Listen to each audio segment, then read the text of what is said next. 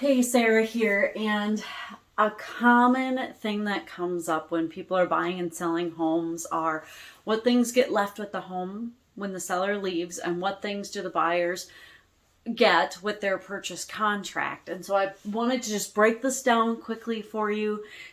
Usually, if you're using a real estate agent in Minnesota and they are a member of the Realtor Association and they have realtor forms, the first page of the purchase agreement breaks down pretty clearly what naturally is said to be included and what is said to be left out of a Minnesota purchase agreement.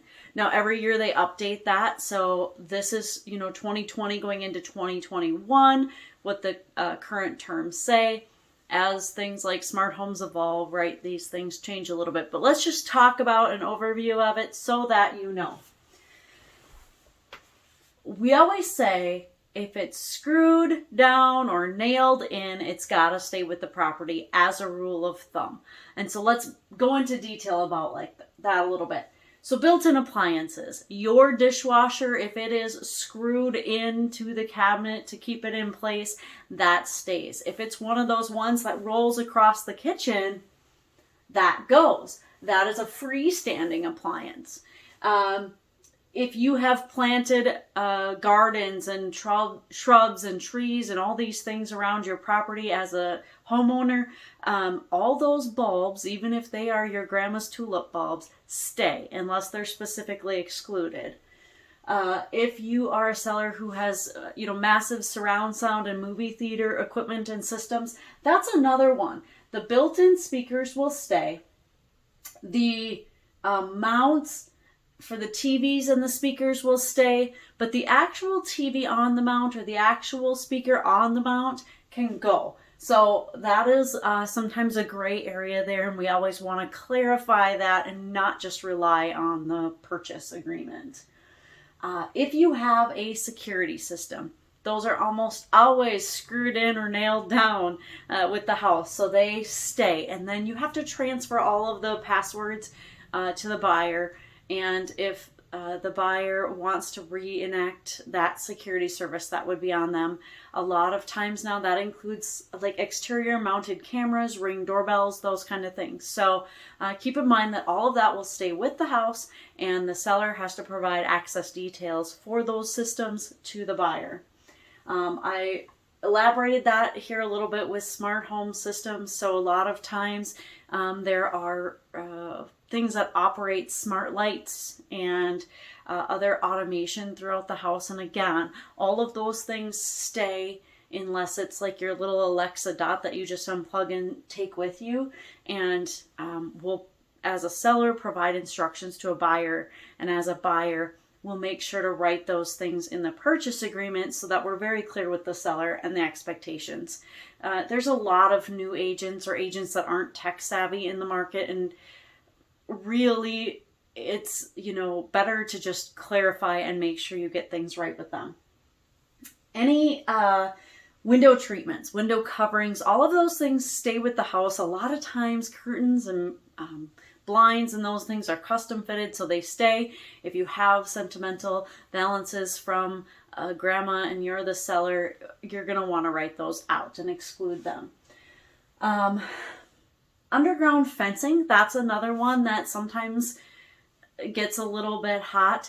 The device that controls the underground fencing has to stay, but the collar for the fence for the pet, that does not stay. And the instructions for getting a new collar should be given from the seller to the buyer for their own pet. Water treatment systems, whether it's screwed onto the faucet or it's built in by the water softener, any of those things, again, are supposed to stay with the home. So as a buyer, always clarify that. And as a seller, if you don't want to include that, let's say it's a rented treatment system, we want to make sure to very clearly exclude that on the disclosures and in the listing of the home. Garage door openers and keys to everything, to mailboxes, to sheds, to everything, should be passed along to the buyer at closing. Now, with smart devices like keypads and those things, a lot of sellers myself as a homeowner included, have lost a lot of the physical keys, but we do our best to dig those up, and if no keys can be found, we can always get a locksmith involved. So some things that don't stay are going to be personal belongings. The seller should always clear all the trash out of the property, and this includes on acreage properties. The seller should be taking care of maybe things that look like lawn ornaments to them, but might be considered trash to the buyer. So if they have, you know, those cool tipped over well planter buckets that they really love, it should be discussed that are those staying or are those going.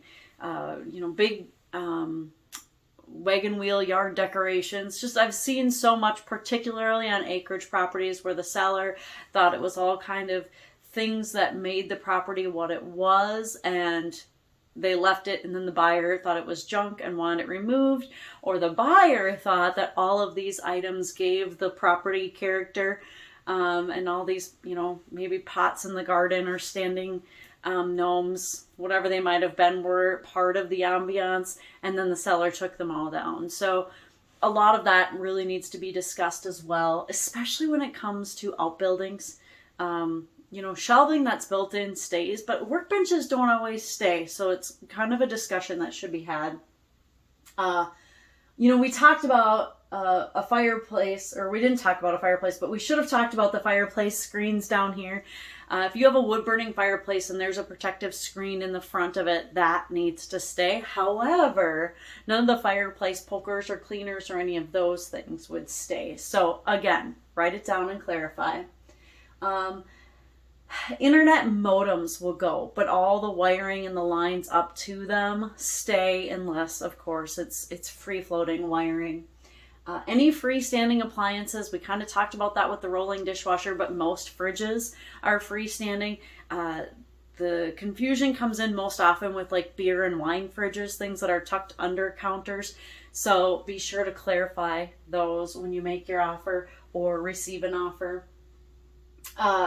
The pool supplies, that's another thing. If you have an outdoor pool that's going with the property, a cover, those parts typically stay, but any of the cleaning tools or chemicals or those kind of things would go. So if there is a pool involved with the property, it's just best to make a very clear list of what will be left with the pool and what will not stay with the pool. So if you've got questions about this, talk to me, or read the front of the purchase agreement, or just make a list of it that we can include when we do your real estate transaction. But it's kind of something you should think about as you're going into your next move. Hope you're having a great day.